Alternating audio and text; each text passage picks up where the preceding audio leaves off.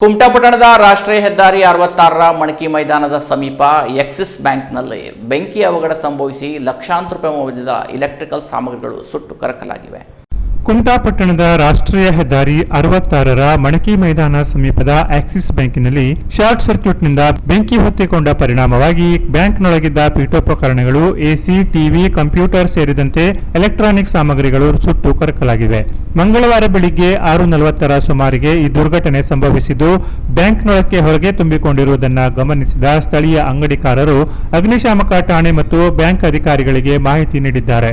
ತಕ್ಷಣ ಸ್ಥಳಕ್ಕಾಗಮಿಸಿದ ಕುಮಟಾದ ಅಗ್ನಿಶಾಮಕ ದಳ ಬೆಂಕಿ ನಂದಿಸುವ ಕಾರ್ಯಾಚರಣೆ ಕೈಗೊಂಡಿದೆ.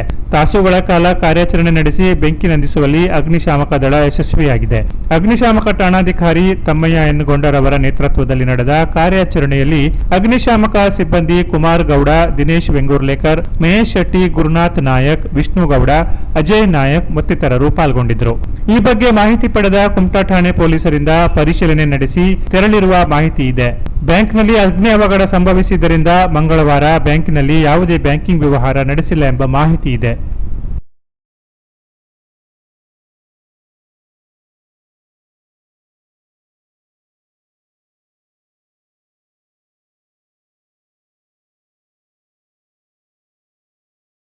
Canara plus news, Kumta.